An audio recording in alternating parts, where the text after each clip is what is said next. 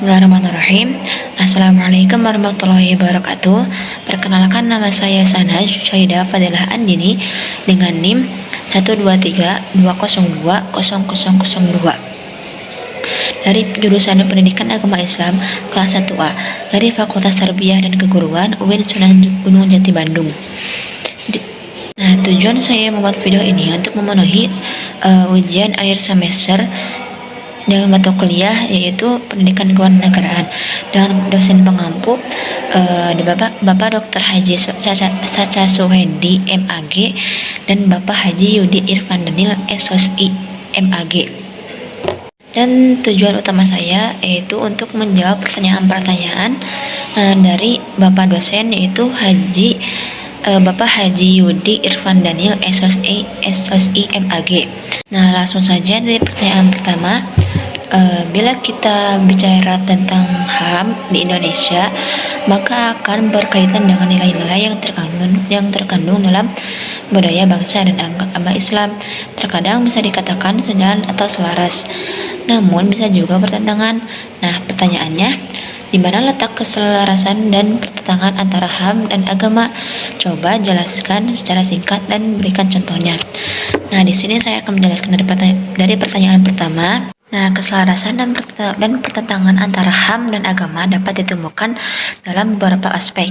Secara umum, HAM menekankan pada prinsip-prinsip kesetaraan, kebebasan, dan martabat manusia. Sementara agama memiliki nilai-nilai moral dan aturan mengatur kehidupan manusia. Nah, keselarasan antara HAM dan agama dapat ditemukan ketika nilai-nilai agama mendukung prinsip-prinsip HAM. Misalnya, dalam Islam, konsep dan perlakuan yang setara terhadap semua individu sejalan dengan prinsip kesetaraan dalam HAM. Agama juga dapat memberikan landasan moral yang kuat untuk melindungi hak-hak individu, seperti hak hidup, kebebasan beragama, dan hak privasi.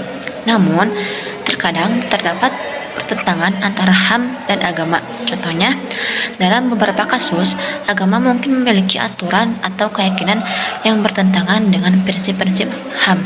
Misalnya, dalam beberapa interpretasi agama, hak-hak LGBT mungkin tidak diakui atau bahkan dihukum, yang bertentangan dengan prinsip kesetaraan dan kebebasan dalam HAM. Penting untuk dicatat bahwa interpretasi agama dapat bervariasi dan tidak semua orang yang mempraktikkan agama memiliki pandangan yang sama terkait HAM. Dalam konteks ini, penting untuk dicari keselarasan antara HAM dan agama dengan mempromosikan dialog, pemahaman, dan penghormatan terhadap hak-hak individu tanpa melanggar keyakinan agama yang sah. Segitu dari pertanyaan pertama. Lanjut dari pertanyaan kedua yaitu demokrasi menurut Montesquieu diartikan sebagai kekuasaan negara yang dijalankan oleh 3 lembaga berbeda, yaitu legislatif, eksekutif, dan yudikatif.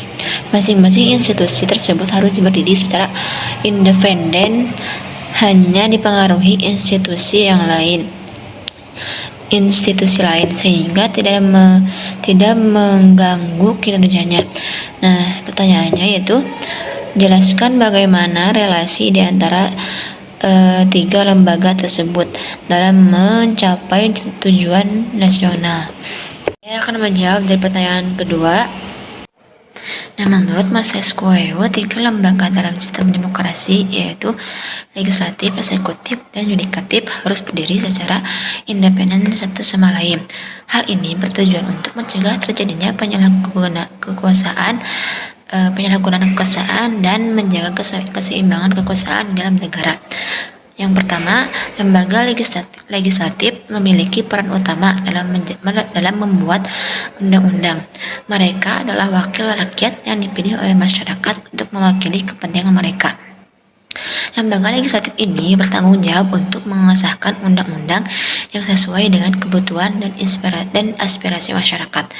Mereka juga memiliki kewenangan untuk mengawasi dan mengontrol kegiatan pemerintah. Kedua, ada lembaga eksekutif. Lembaga eksekutif bertanggung jawab untuk menjalankan undang-undang yang telah disahkan oleh lembaga legislatif. Mereka dipimpin oleh kepala negara atau kepala pemerintahan seperti presiden atau perdana menteri. Lembaga eksekutif memiliki kekuasaan untuk mengimplementasikan kebijakan publik, menjaga keamanan dan ketertiban, serta mengelola administrasi negara. Namun, mereka harus bertindak sesuai dengan hukum dan tidak boleh melanggar hak-hak individu. Yang ketiga ada lembaga yudikatif. Lembaga yudikatif bertanggung jawab untuk menegakkan hukum dan memastikan keadilan di dalam masyarakat. Mereka terdiri dari sistem peradilan yang independen, seperti pengadilan dan hakim. Lembaga yudikatif memiliki wewenang untuk menafsirkan undang-undang, memutuskan sengketa hukum, dan mengadili pelanggaran hukum. Mereka harus bekerja secara objektif dan tidak terpengaruh oleh kepentingan politik atau pihak lain. Dalam mencapai tujuan nasional, ketiga lembaga ini harus saling kerjasama dan saling mengawasi. Lembaga legislatif membuat undang-undang yang mencerminkan kebutuhan dan aspirasi masyarakat, dan lembaga eksekutif bertanggung jawab untuk menjalankan undang-undang tersebut dengan efektif dan bertanggung jawab kepada lembaga legislatif. Nah, yang terakhir, lembaga yudikatif memastikan bahwa undang-undang ditegakkan dengan adil dan tidak ada pelanggaran hak-hak individu. Dalam hal ini, lembaga legislatif dan eksekutif dapat bekerja sama dalam proses pembuatan kebijakan dan pelaksanaannya. Dan lembaga legislatif mengawasi kegiatan pemerintah dan dapat memberikan saran atau kritik terhadap kebijakan yang dijalankan oleh lembaga eksekutif. Nah, yang terakhir adalah lembaga yudikatif juga dapat memeriksa keabsahan undang-undang dan tindakan pemerintah yang melanggar konstitusi. Dengan adanya keseimbangan, kekuasaan, dan kerjasama di antara ketiga lembaga ini, tujuan nasional dapat dicapai dengan baik. Masyarakat akan mendapatkan pemerintahan yang transparan, akuntabel, dan berkeadilan. Selain itu, sistem ini juga mencegah terjadinya penyalahgunaan kekuasaan dan menjaga agar tidak ada satu lembaga yang mendominasi yang dapat mengganggu kinerja lembaga lainnya. Sekian dari pertanyaan yang kedua. Lanjut ke pertanyaan yang ketiga. Nah, lanjut ke pertanyaan ketiga, yaitu menurut Dawam Raharjo, konsep masyarakat madani mengandung 3 hal, yaitu agama dan sumbernya, peradaban sebagai prosesnya, dan masyarakat kota sebagai hasilnya. Pertanyaannya, apakah konsep tersebut sesuai dengan model masyarakat kota yang dibangun oleh Nabi Muhammad di Madinah? Nah, saya akan menjawab.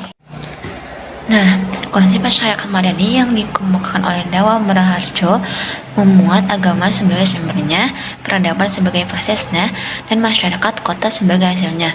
Nah, konsep ini menggambarkan masyarakat yang berdasarkan pada nilai-nilai agama, menghargai kebebasan individu, dan memiliki peradaban yang maju. Model masyarakat kota yang dibangun oleh Nabi Muhammad SAW di Madinah dapat dikatakan sesuai dengan konsep masyarakat madani. Di Madinah, Nabi Muhammad SAW membangun sebuah masyarakat yang berdasarkan pada prinsip-prinsip Islam, menghormati hak-hak individu, dan mendorong perkembangan peradaban. Masyarakat Madinah juga memiliki struktur pemerintahan yang melibatkan partisipasi aktif dari seluruh warga. Nah, segitu dari pertanyaan yang ketiga. Lanjut ke pertanyaan yang keempat. Nah, lanjut ke pertanyaan keempat, yaitu radikalisme yang terjadi di Indonesia harus diposisikan sebagai persoalan yang serius, yang bersegera untuk ditangani karena bertentangan dengan prinsip-prinsip demokrasi dan nilai-nilai yang terkandung dalam Pancasila, sehingga mengancam keutuhan NKRI. Nah, pertanyaannya, bagaimana upaya efektif mitigasi radikalisme kepada para pemuda? Nah, saya akan menjawab. Nah, upaya efektif mitigasi radikalisme kepada pemuda melibatkan beberapa langkah. Yang pertama, pendidikan yang berkualitas dan inklusif harus diberikan kepada pemuda untuk memperkuat pemahaman mereka tentang nilai-nilai demokrasi, HAM, dan Pancasila. Pendidikan ini harus mengajarkan toleransi keberagaman dan menghormati hak asasi manusia. Nah, yang kedua, pemerintah dan lembaga harus bekerja sama untuk menyediakan kesempatan dan ruang bagi pemuda untuk berpartisipasi dalam kegiatan positif seperti olahraga, seni, dan kegiatan sosial. Ini dapat membantu mengalihkan perhatian mereka dari ideologi radikal dan memberikan alternatif dan yang lebih konstruktif. Yang ketiga, penting untuk membangun dialog dan berkomunikasi yang terbuka antara pemuda, keluarga, dan masyarakat. Ini dapat membantu mengidentifikasi dan mengatasi faktor-faktor yang mempengaruhi pemuda untuk terlibat dalam radikalisme. Segitu dari pertanyaan keempat, dan sekian dari jawaban pertanyaan tersebut. Sekian dari saya, mohon maaf apabila ada kesalahan atau salah cakap. Terima kasih. Wassalamualaikum warahmatullahi wabarakatuh.